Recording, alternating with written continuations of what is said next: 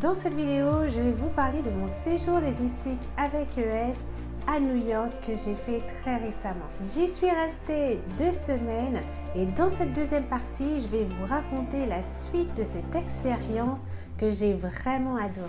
Ne scrolle plus, je t'emmène en immersion dans la ville qui ne dort jamais. À très vite!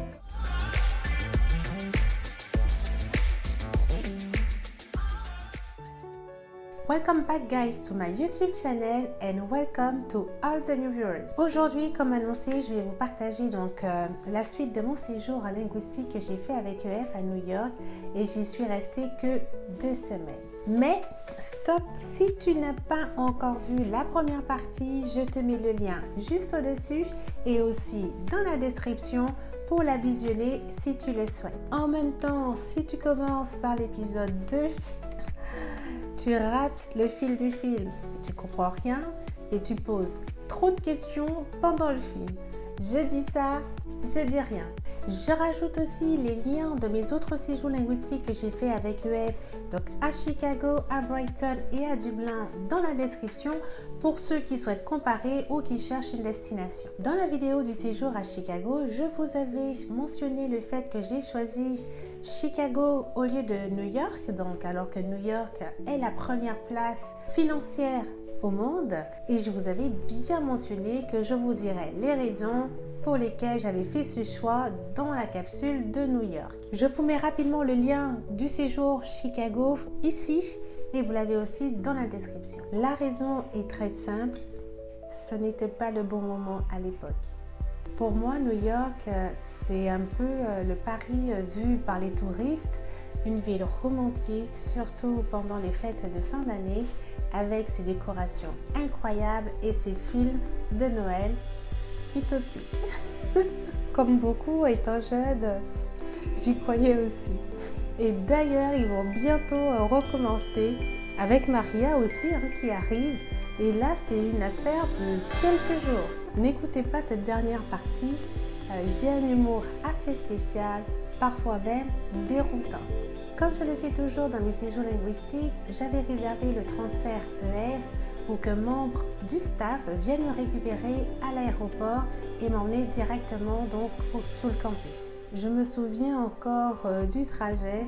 Au fur et à mesure qu'on avançait, je voyais les tours de la ville de New York s'éloigner au fur et à mesure puisque nous partons en direction de Tarrytown. Il faut compter à peu près 1h30 pour rejoindre l'université. Bon, il faut encore que j'apprenne à avoir le réflexe de filmer un peu mon quotidien pour que je puisse vous insérer des visuels et que vous soyez vraiment en immersion. C'est tout nouveau pour moi d'avoir des bons réflexes. Soyez indulgents. À mon arrivée à l'accueil de l'université, j'ai finalisé les formalités administratives et là, premier choc culturel. Sur mon badge, j'ai remarqué que l'ensemble de mes noms était écrit et inscrit de manière bien visible. Le staff m'avait accompagné dans ma chambre et là, pareil, je vois l'ensemble de mes noms inscrits partout pour me souhaiter la bienvenue. En France, un seul prénom est requis. Dans les autres séjours EF, c'était pareil comme en France. Et cette règle d'inscrire l'ensemble des prénoms est valable pour tout le monde. C'est la première fois que mes yeux voyaient l'ensemble de mes prénoms inscrits vraiment un peu partout. Ça m'a fait sourire. Un choc culturel simple, mais qui avait une profondeur. Comme je l'ai précisé dans ma première capsule, j'avais fait le choix de partager ma chambre avec une colocataire. Elle est allemande et elle participait aussi au programme Adulte 50+.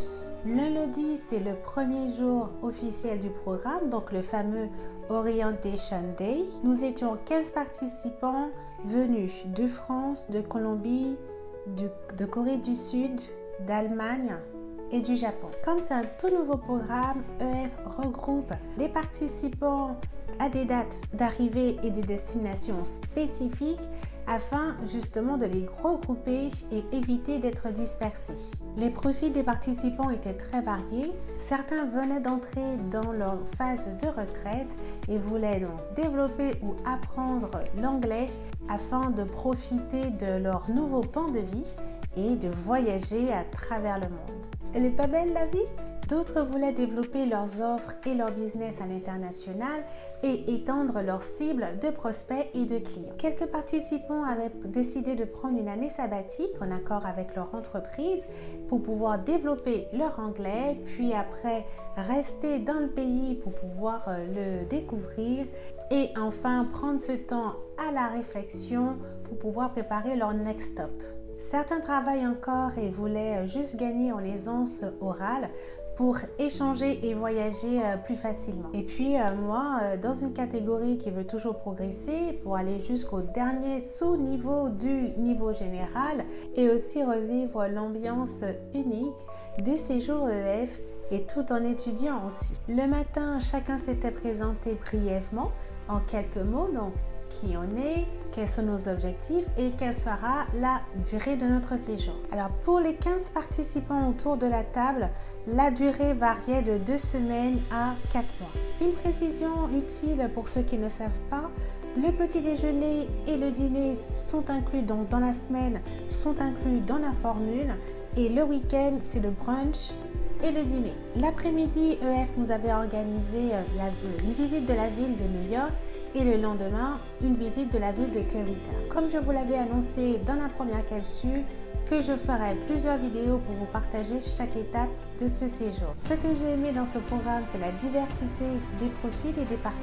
Chacun avait son histoire, ses objectifs et sa motivation et aussi nous partagions tous le même objectif, l'envie d'apprendre et de partager une expérience internationale commune. Si toi aussi tu as envie de préparer un nouveau pan de ta vie, alors que tu sois étudiant, professionnel, adulte, retraité, je te recommande fortement la destination de New York. Un conseil pour les plus jeunes pour pouvoir s'intégrer bien plus facilement, lorsque nous voyageons, n'oublions pas qu'on le veuille ou non, nous représentons le drapeau de notre passeport. Pour donner une belle image de ton drapeau, adopte un bon comportement, même si c'est ton premier voyage loin des parents. Qu'en penses-tu? Tu es d'accord avec moi? Je te laisse mon lien d'affiliation, donc soit ici ou soit ici, ou en tout cas c'est sûr, dans la barre de description, donc tu pourras bénéficier d'une remise exclusive de 10% sur les frais de cours. N'oubliez pas aussi que vous pouvez utiliser le CPF, donc le compte professionnel de formation, pour financer votre séjour. Dans la prochaine vidéo et dernière capsule pour le séjour EF, je vous parlerai donc des temps forts à Territown et à New York, ainsi que l'organisation des cours avec les différents programmes. Et vous avez en dernier les activités qui sont organisées par école et tout cela c'est une vraie organisation. See you soon guys for the next video.